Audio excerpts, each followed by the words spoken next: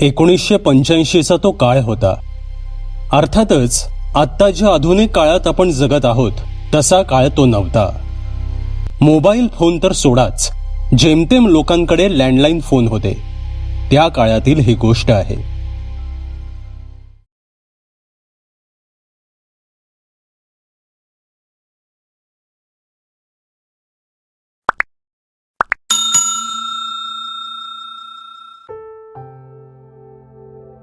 सविता आणि अनिता या दोघी एकदम खास मैत्रिणी. दोघी पुण्यातील कन्या शाळेत इयत्ता 9वी मध्ये शिकत होत्या. सविता ही मूळची नागपूरची, पण तिचे वडील सरकारी नोकरीत असल्यानं त्यांची बदली पुण्यात झाली होती. अनिता मात्र पुण्याचीच होती. दोघींचं शिक्षण अगदी मजेत चाललं होतं. त्या दोघींमुळे त्यांच्या घरच्यांचे सुद्धा एकमेकांशी चांगले संबंध होते. दोघींच्या घरची परिस्थिती तशी साधारणच. सण कुठलाही असो, एकत्र असल्याशिवाय तो साजरा होत नसे. असेच त्यांचे मजेत दिवस जात होते. जसजसे दिवस गेले तशा दोघी मोठ्या होत गेल्या. दोघी 10वी उत्तीर्ण झाल्या. त्या काळात पुढे काय करायचं हे त्यांनी आधीच ठरवलं होतं. त्या दोघींना नर्स व्हायचं होतं. तसे त्यांनी पुण्यातील आर्म्ड फोर्स मेडिकल कॉलेजमध्ये प्रवेश घेतला. दोघींचं शिक्षण उत्तम चाललं होतं. काही वर्षात दोघींनी आपलं शिक्षण पूर्ण केलं आणि नर्सिंगची परीक्षा उत्तीर्ण झाले. त्या दिवशी त्यांच्या घरचे आणि त्या दोघी खूप आनंदात होत्या. त्या दोघींनी त्यांचं उद्दिष्ट पूर्ण केलं होतं. आता दोघीही नर्स झाल्या होत्या. काही दिवसातच दोघींना पुण्यातीलच पण 2 वेगवेगळ्या हॉस्पिटलमध्ये नोकरी सुद्धा लागली.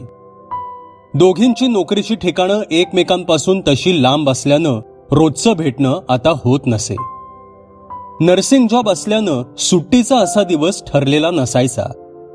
कधी सुट्टी रविवारी असायची, कधी शनिवारी तर कधी सोमवारी. तरी सुद्धा आठवड्यातून कशीबशी एखादी भेट व्हायची. असेच दिवस चालले होते. पण काही दिवसानंतर जो आठवड्यातून एक दिवस ते भेटायचे ते सुद्धा आता कमी व्हायला लागलं होतं. मध्ये काही दिवस गेले. योगायोगानं अशाच एका रविवारी दोघींना सुट्टी असल्यानं त्या दोघी त्या रविवारी भेटल्या. अनिता, मला तुला काही सांगायचंय, सविता म्हणाली. काय ग, बोल ना, अनिता उद्गारली. माझं एका मुलाशी जमलं आहे, सविता म्हणाली. अगं काय सांगतेस काय सविता, कधी झालं हे सगळं, अनितानं आनंदानं विचारलं. झाले काही महिने. आमच्या हॉस्पिटलला वैद्यकीय उपकरणे जी कंपनी पुरवते त्या कंपनीमध्ये तो कामाला आहे. तो मूळचा अमरावतीचा आहे, सविता म्हणाली. अरे वा, अभिनंदन. मग घरी सांगितलंस की नाही, अनिता म्हणाली. नाही, पण आता लवकरच सांगेन. अशाच त्यांच्या गप्पा रंगल्या. गप्पांमध्ये वेळ कसा गेला कळलंच नाही. जसा अंधार पडायला लागला तसं दोघांनी एकमेकांचा निरोप घेतला आणि आपापल्या घरी निघून गेल्या. मध्ये बरेच दिवस गेले. तो शनिवारचा दिवस होता. अनिताला तेव्हा सुट्टी होती. अनिता घरीच होती. तशी अनिताच्या घरची बेल वाजली. अनितानं दरवाजा उघडला तर समोर सविता उभी होती. अगं सविता, तू? काही फोन नाही, काही कळवलं नाही, अशी अचानक कशी, अनितानं आनंदानं विचारलं. तसे सविता हसली. तिच्या चेहऱ्यावर आनंद दिसून येत होता. हसतच सविता म्हणाली, पुढच्या महिन्यात माझा साखरपुडा आहे आणि त्याच्या पुढच्या महिन्यात लग्न. ते ऐकून अनिताला खूप आनंद झाला. अरे वा सविता, अभिनंदन. म्हणजे घरच्यांचा होकार मिळाला, ठरलं सगळं, अनिता आनंदानं उद्गारली. हो अनिता, देवाच्या कृपेने सगळंच छान जमून आलं. लग्नाला आईबाबांना सुद्धा घेऊन ये आणि तू मात्र आदल्या दिवशीच यायचं आहेस, सविता म्हणाली. म्हणजे काय, नक्कीच, अनिता म्हणाली. तिला लग्नाचं बोलावणं करून सविता तिच्या घरी निघून गेली. मध्ये बरेच दिवस गेले. तो साखरपुड्याचा दिवस उजाडला. अनिता आपल्या आई वडिलांसोबत सविताच्या साखरपुड्याला गेली. सवितानं तिचा होणारा नवरा सुमितशी अनिताशी ओळख करून दिली. त्या दिवशी साखरपुडा समारंभ व्यवस्थित पार पडला. जेवणे उरकली. अनितानं सविताचा निरोप घेतला, तिला पुन्हा शुभेच्छा दिल्या आणि आपल्या घरी निघून आली. अनिता त्या रात्री आपल्या बेडवर पडली होती आणि विचार करत बसली होती. त्याला कारणही तसंच होतं. सविताच्या झालेल्या साखरपुड्यात सुमितचा व्यवहार, त्याचं बोलणं वागणं, सविताशी त्याचा होत असलेला संवाद, त्याचे हावभाव डोळ्यात खुपणारे होते. त्याचे हे विचित्र वागणं बोलणं आपल्यालाच जाणवलं का? हा आपलाच भ्रम आहे का? कदाचित खूप मानसिक तणाव आल्यानं सुद्धा असं होऊ शकतं. असे बरेच सारे विचार तिच्या मनात येत होते. दुसऱ्या दिवशी सकाळी तिने तिच्या मनात चालू असलेलं विचारांचं काहूर तिच्या आई वडिलांसमोर व्यक्त केलं. हो अनिता, आम्हाला सुद्धा सुमितचा स्वभाव, त्याचं वागणं बोलणं जरा विचित्रच वाटलं, अनिताची आई म्हणाली. मध्ये बरेच दिवस गेले. लग्नाची तारीख आता हळूहळू जवळ येऊ लागली होती. दरम्यानच्या काळात अनिताला सुमितबद्दल सविताशी बोलावंसं खूप वाटत होतं, पण ती ते टाळत होती. काही दिवस गेले आणि तो शनिवारचा दिवस उजाडला. अनिता ठरल्याप्रमाणे म्हणजेच लग्नाच्या आदल्या दिवशीच सविताच्या घरी आली होती. सविताच्या चेहऱ्यावर एक हलकीशी उदासी दिसत होती. सविता ती लपवण्याचा खूप प्रयत्न करत होती, पण तिची जिवलग मैत्रीण अनितापासून ती लपली जात नव्हती. आता अनिताला सविताची खूप काळजी वाटू लागली होती. कदाचित लग्नाचा ताण असावा, होईल नंतर सगळं ठीक, अनिता स्वतःशीच पुटपुटली. तो रविवारचा दिवस उजाडला. त्या दिवशी लग्न होतं. लग्न थाटामाटात पार पडलं. जेवणे चालू होती आणि अनिताच्या कानावर काही बायकांचे काही शब्द पडले. काहीतरी बिनसलेलं दिसतं आहे. मुलाचा व्यवहार बरा नाही. सविताशी कसा वागतोय तो? सुमितचं वागणं बोलणं अनिताच्याच काय, पण इतरही लोकांच्या डोळ्यात आलं होतं. पण आता फार उशीर झाला होता. सविताशी त्याबद्दल बोलण्यात काही अर्थ नव्हता. लग्न कार्य उरकून अनिता घरी आली आणि दुसऱ्या दिवशीपासून तिने आपल्या रुटीनला सुरुवात केली. बरेच दिवस झाले. लग्नानंतर सविताची आणि तिची भेट झाली नव्हती. एक दिवस अनिताने सविताच्या घरी फोन केला, पण तो नुसताच वाजत राहिला. तसे अनिता स्वतः सविताला भेटण्यासाठी म्हणून तिच्या घरी गेली, पण घराला कुलूप होतं. तसे अनिताने सविता काम करत असलेल्या हॉस्पिटलमध्ये फोन केला, पण सविता रजेवर असल्याचं कळालं. कदाचित बाहेरगावी गेली असावी, अनिता स्वतःशीच पुटपुटली. मध्ये आठवडा उलटून गेला. तसे अनिता फोन न करता थेट पुन्हा सविताच्या घरी गेली. ह्यावेळेस सविता तिला घरी भेटली. त्यांच्या गप्पा सुरू झाल्या. सविता, अगं पत्ता काय आहे तुझा? कुठे आहेस? लग्न झाल्यावर गायबच झालीस. कशी आहेस तू? अनिता म्हणाली. मी ठीक आहे. अगं लग्न झाल्यावर खूपच बिझी होते. बाहेरगावी सुद्धा गेले होते, त्यामुळे भेटता आलं नाही. अशाच त्यांच्या गप्पा रंगल्या. काही वेळाने दोघांनी एकमेकांना आता रेग्युलर भेटत जाऊ असं आश्वासन दिलं आणि अनिता तिथून निघून गेली. सविता बरी आहे पाहून अनिताला सुद्धा बरं वाटलं. मध्ये बराच काळ गेला. अनिताचं सुद्धा आता एका मुलाशी लग्न जमलं. सविता सुद्धा तिच्या लग्नाला आली होती. मुलगा चांगल्या कंपनीमध्ये कामाला होता. अनिताचं वैवाहिक जीवन खूप छान चाललं होतं. थोड्याच दिवसात सविता गरोदर असल्याची अनिताला बातमी समजली. तसं तिला सुद्धा खूप आनंद झाला. काही महिन्यांनी सविताने एका मुलाला जन्म दिला. त्याचं बारसं वगैरे झालं. आता दोघींचे लग्न होऊन 15-20 वर्ष उलटून गेली होती. एके दिवशी अनिता आपला नवरा अमितशी बोलत होती. अमित, माझी बदली लोणावळ्यातील एका हॉस्पिटलमध्ये होत आहे. काय करावं समजत नाहीये. मी राजीनामा द्यायचा विचार करतेय, अनिता काळजीयुक्त स्वरात म्हणाली. अमित समजूतदार होता. त्याने अनिताला समजावलं आणि राजीनामा न देण्यास सांगितलं. अनिता, जेमतेम 3 वर्षांचा प्रश्न आहे. अशी जातील 3 वर्ष. आणि तसं लोणावळा पुण्यापासून काही फार लांब नाही. मी येत जाईन कधी कधी, तू येत जा कधी कधी. सणासुदीला तर येशीलच ना, पण नोकरी सोडू नको, अमित म्हणाला. काही दिवसांनी अनिता लोणावळ्याला निघून गेली. तिथे हॉस्पिटलच्याच आवारात, पण हॉस्पिटलपासून थोड्या दूर स्टाफला राहण्यासाठी बरीच कॉटेजेस होती. एका कॉटेजमध्ये 2 जणी राहायच्या, पण ती कॉटेजेस एकमेकांपासून थोडी दूर दूर होती. त्या कॉटेजपर्यंत पोचायचा रस्ता तसा भीतीदायकच होता. एकाकी, शांत आणि आजूबाजूला झाडी होती. तिथे दिवसा जायला पण तशी भीतीच वाटायची. अनिताला तर तिथे खूप भीती वाटायची, पण पर्याय नव्हता. तिच्यासोबत कामिनी नावाची एक नर्स राहत होती. काही महिने गेले. अनिता तिथे आता बऱ्यापैकी रुळली होती, पण कॉटेजची आणि तिथे जायच्या रस्त्याची भीती तिच्यात कायमच होती. ती एकटी तिथं जायचं शक्यतो टाळायची. पण जेव्हा कामिनीची नाईट शिफ्ट असायची आणि अनिताची रेग्युलर शिफ्ट असायची, तेव्हा मात्र अनिता कोणाला तरी झोपायला बोलवत असे. काही दिवस गेले.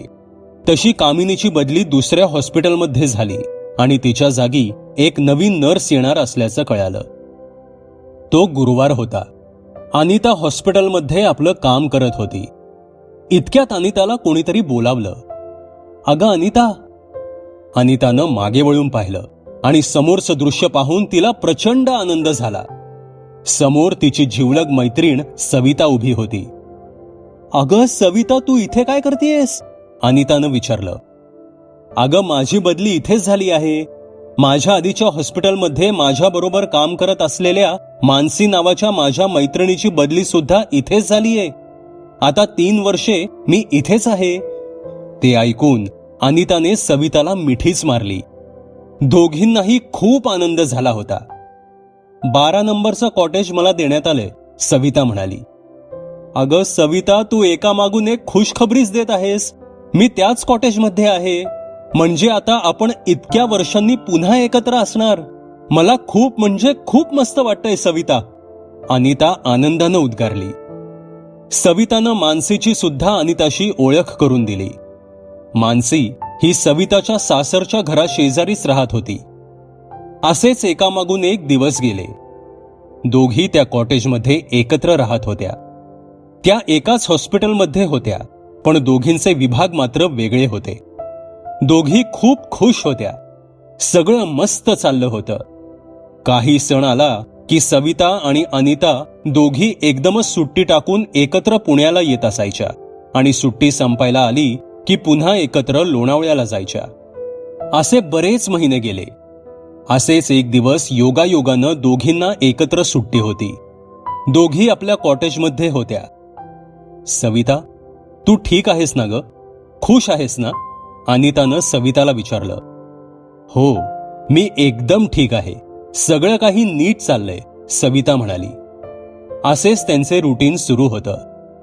नोव्हेंबर महिना उजाडला. दिवाळी जवळच आली होती. नेहमीसारखीच ठरल्याप्रमाणे दोघी सुट्टी घेऊन पुण्याला आल्या. 3-4 दिवसांची सुट्टी होती. नातेवाईकांच्या भेटीगाठी झाल्या. दिवाळी व्यवस्थित साजरी झाली. सुट्टी संपायला आली.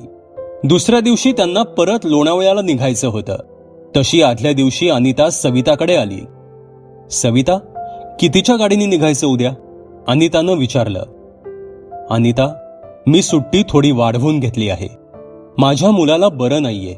मी 2 दिवसांनी कामावर रुजू होईन, सविता म्हणाली. ते ऐकून नाईलाजाने अनिताने सविताचा निरोप घेतला आणि दुसऱ्या दिवशी सकाळीच ती लोणावळ्याला निघाली. तिच्या मनात फक्त एकच भीती होती. ते 2 दिवस एकटंच कॉटेजमध्ये कसे काढायचे? दिवस तर कसा बसा निघून जाईल, पण रात्रीचं काय? अनिता स्वतःशीच पुटपुटली. इतक्यात तिला मानसीची आठवण झाली. हॉस्पिटलला पोहोचताच ती आपल्या कॉटेजमध्ये गेली. तिने आपले सामान ठेवलं आणि मानसीच्या कॉटेजजवळ आली. मानसी कॉटेजमध्येच होती. तिने 2 दिवसांसाठी तिच्याबरोबर तिच्या कॉटेजमध्ये झोपायला यायची विनंती मानसीला केली. तसे मानसी तयार झाली आणि अनिताने सुटकेचा निश्वास टाकला. त्या दिवशी अनिताची रेग्युलर शिफ्ट होती. योगायोगानं मानसीची सुद्धा रेग्युलर शिफ्ट होती. दोघी आपले काम संपवून कॉटेजमध्ये आल्या. मानसी अनिताला रात्री झोपायला येते सांगून आपल्या कॉटेजमध्ये निघून गेली. संध्याकाळ झाली. हिवाळ्याचे दिवस असल्यानं अंधार लवकर पडून गेला होता. गडद अंधार होण्याच्या आत अनिताने मानसीच्या कॉटेजमध्ये जाऊन तिला लवकरच येण्याची विनंती केली. तसे मानसी अनिताबरोबरच अनिताच्या कॉटेजमध्ये आली. रात्रीची जेवणे दोघींनी उरकली आणि अशाच गप्पा मारत त्या दोघी बसल्या होत्या. सविता, मानसी आणि अनिता दोघींच्या ओळखीची असल्यानं गप्पा मारता मारता सविताचा विषय निघाला. सविताचं फार वाईट वाटतं ग अनिता. खूप हालाकीत दिवस काढतीये बिचारी, मानसी म्हणाली. ते ऐकून अनिता थबकली. म्हणजे असं का म्हणतेस तू मानसी? अनितानं विचारलं. अनिता, अगं लग्न झाल्यापासून एक दिवस सुद्धा सविताचा सुखाचा गेला नाही. तिचा नवरा आणि तिचा मुलगा सुद्धा सविताला खूप वाईटरित्या वागवतात. तिचा नवरा तर तिला मारहाण सुद्धा करतो. एका दिवसाचं म्हणून सुख मिळालं नाही तिला लग्न झाल्यापासून. तिच्या मुलानं सुद्धा वडिलांच्याच पावलावर पाऊल ठेवलं आहे. दोघांच्या दृष्टीनं ती त्यांच्यासाठी फक्त एक मोलकरीण आहे. नवऱ्यानं तिला बायकोचा दर्जा कधीच दिला नाही आणि मुलानं सुद्धा तिला आईचा दर्जा कधीच दिला नाही. तिनं मात्र खूप मनापासून त्यांच्यावर प्रेम केलं, अजून सुद्धा करते. म्हणूनच पूर्वी आत्महत्या करण्याचा विचार सुद्धा तिच्या मनात आला होता, पण केवळ आपल्या नवऱ्यासाठी आणि आपल्या मुलासाठी तिनं तो टाळला. मी तिच्याच शेजारी राहते, त्यामुळे तिचा संसार मी खूप जवळून पाहिला आहे. ते सर्व ऐकून अनिताला प्रचंड मोठा मानसिक धक्का बसला. सवितानं हे सर्व आपल्यापासून लपवून ठेवलं म्हणून थोडा राग सुद्धा आला. त्याहून जास्त राग तिला सविताच्या नवऱ्याचा आणि मुलाचा आला होता. रात्र बरीच झाली होती. तसे कॉटेजमधील दिवा बंद करून दोघी झोपून गेल्या. अनिताच्या मनात मात्र सविताचे विचारच सुरू होते. दुसऱ्या दिवशी संध्याकाळी ती येणारच होती.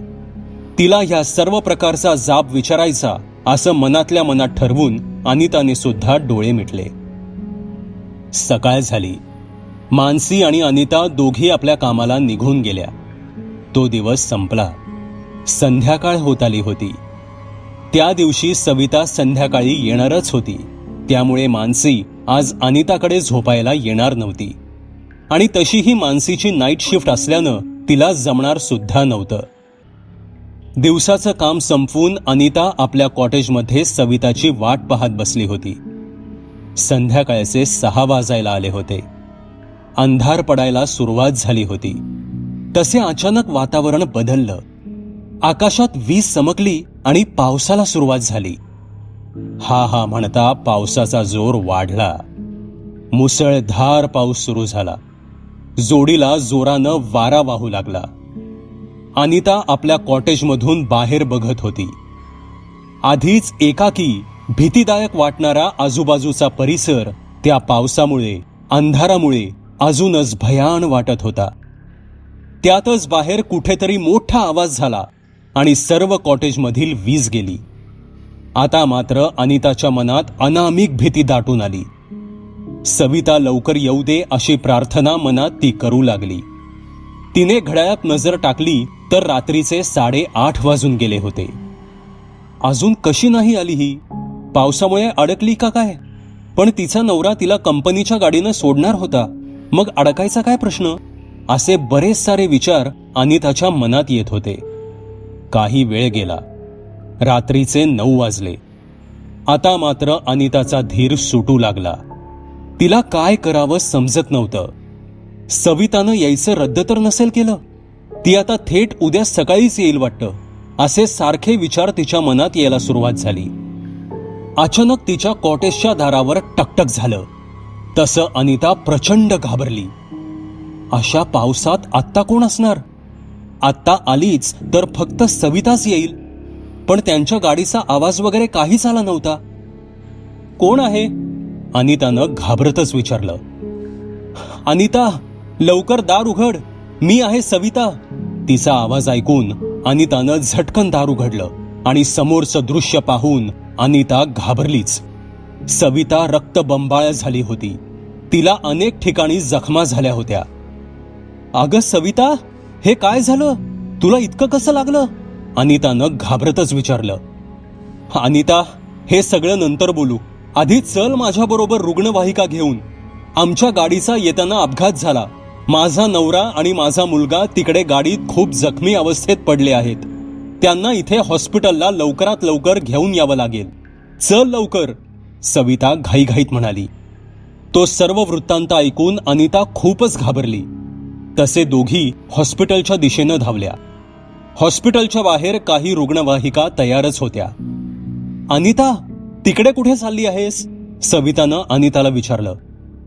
अगं हॉस्पिटलमध्ये सांगायला लागेल ना, अनिता उत्तरली. त्याला वेळ नाही अनिता, खूप उशीर होईल. आपल्याला परत इथेच यायचं आहे. चल आधी लवकर, सविता ओरडलीच. त्यामुळे त्यातील एका रुग्णवाहिकेच्या सखाराम नावाच्या चालकास आपल्याला तातडीनं निघायचं आहे असं सांगून अनिता, सविता आणि तो चालक सखाराम अपघात झाला त्या दिशेनं निघाले. तुफान पाऊस बाहेर सुरू होता. सविता, अगं पण हे सगळं असं झालं कसं? अनितानं घाबरतच विचारलं. रुग्णवाहिकेचा चालक सुद्धा त्यांचे काय बोलणे चालू आहे ते बघायला म्हणून अधूनमधून मागे बघत होता. आमच्या गाडीचं टायर फुटलं आणि गाडी जाऊन एका झाडाला आपटली, सविता म्हणाली. 15-20 मिनिटे झाली ते त्या दिशेनं जात होते. अगं पण सविता, तू हॉस्पिटलपर्यंत कशी पोचलीस? अनितानं विचारलं. एकदम सखाराम उद्गारला.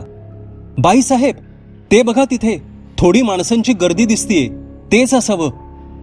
तिनं समोर पाहिलं असता तिला काही अंतरावर माणसांची गर्दी आणि ती धडकलेली गाडी दिसली. ते तिथे पोहोचले. सविता, तू बस, मी बघते, अनिता उद्गारली आणि अनिता आणि सखाराम लगबगीनं खाली उतरले. ते तिथे आले. अनितानं, सखारामनं आणि त्या गर्दीतील काही लोकांनी सविताच्या नवऱ्याला आणि मुलाला बाहेर काढलं. अनितानं त्यांच्यावर तिथेच काही उपचार केले, मलमपट्टी केली. दोघे अर्धवट शुद्धीत होते. सखाराम, ह्यांना गाडीत ठेवायला लागेल, अनिता सखारामला म्हणाली. बाईसाहेब, इथे गाडीत मागे खाली अजून कोणीतरी आहे, त्यांना पण बघा, गर्दीतील काही माणसे ओरडली. तसे अनिता लगबगीनं तिथे आली आणि समोरचं दृश्य पाहून तिची बोबडीच वळली. अनिता थरथर कापायलाच लागली. हे सगळं काय? हे सगळं? तिची वाचाच गेली. तिला काय चाललं आहे ते काहीच समजत नव्हतं. ती मटकन खालीच बसली. तिची शुद्धच हरपली होती. इतक्यात सखारामनं अनिताला सावरलं. लोकांच्या मदतीने सविताच्या मुलाला आणि नवऱ्याला रुग्णवाहिकेत ठेवलं. इतक्यात त्याच हॉस्पिटलची अजून एक रुग्णवाहिका त्याच रस्त्यावरून हॉस्पिटलकडे जात होती. ती रुग्णवाहिका ती गर्दी पाहून तिथेच थांबली. त्यांनी शुद्ध हरपलेल्या त्या अनिताला गाडीत टाकलं आणि दोन्ही रुग्णवाहिका हॉस्पिटलच्या दिशेने रवाना झाल्या. सविताच्या नवऱ्यावर आणि मुलावर उपचार करण्यात आले. त्यांचे प्राण आता वाचले होते. काही वेळाने अनिता सुद्धा धक्क्यातून सावरली. तिने पाहिलं तर ती हॉस्पिटलमध्ये एका बेडवर होती. ती उठून बसली. तिच्या डोळ्यासमोर घडलेले सर्व प्रसंग उभे ठाकले. नक्की काय घडलं याचा अंदाज तिला अजून सुद्धा येत नव्हता. ती उठली आणि ज्या वॉर्डमध्ये सविताच्या नवऱ्याला आणि मुलाला ठेवलं होतं तिथे ती आली. तिला ते ठीक असलेले दिसले. इतक्यात तिची नजर त्याला लागूनच असलेल्या दुसऱ्या वॉर्डमध्ये उभ्या असलेल्या मानसीकडे गेली. तिला बघून ती मानसीकडे आली. मानसी, सविता कुठे माहीत आहे का तुला? अनितानं घाबरतच विचारलं. तसं मानसी बोलू लागली. अनिता, आम्ही काल रात्री हॉस्पिटलच्या दिशेनेच येत होतो. तेवढ्यात आम्हाला एके ठिकाणी गर्दी दिसली. तसं आम्ही उतरून पाहिलं तर तू आम्हाला खाली जमिनीवर बसलेली दिसलीस. तुझी शुद्ध हरपली होती. आम्ही तुला गाडीत ठेवलं. तसेच गर्दीतील काही माणसांनी आम्हाला गाडीच्या मागील सीट खाली कोणीतरी पडले असल्याचं सांगितलं. आम्ही पाहिलं तर डोक्यात पत्रा घुसलेलं आणि डोळे उघडे असलेलं सविताचं प्रेत आम्हाला समोर दिसलं. आम्हाला तिथेच समजलं की तिचा मृत्यू काही वेळापूर्वीच झाला आहे. तिचे शव शवागारात ठेवले आहे. तिचे आईवडील इकडे यायला निघालेच आहे.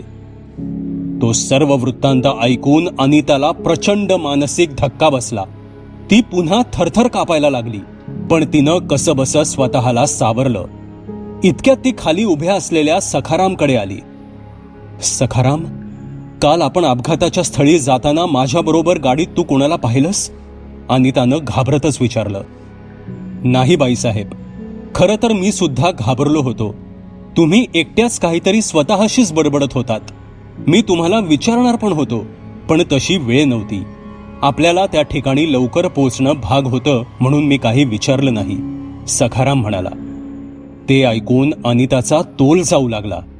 इतक्यात तिथे मानसी आली आणि तिने अनिताला सावरलं. मानसी, अगं काल रात्री सविता मला बोलवायला आली होती. अपघात झालाय असं तिनेच मला सांगितलं. म्हणूनच तर आम्ही योग्य वेळी तिथे पोचलो आणि त्या दोघांचे प्राण वाचले. ती काल माझ्या बरोबरच होती, अनिता घाबरतच म्हणाली.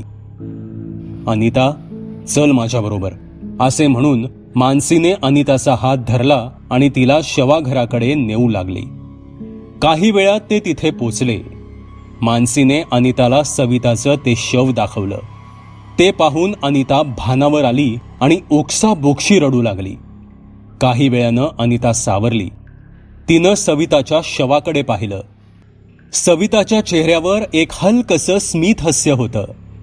आपल्या नवऱ्यावर आणि आपल्या मुलावर असलेल्या प्रेमापोटी मृत्यू पश्चात सुद्धा आत्म्याच्या रूपात येऊन तिने त्यांचे प्राण वाचवल्याचे समाधान जणू काही ते स्मित हास्य दर्शवत होतं.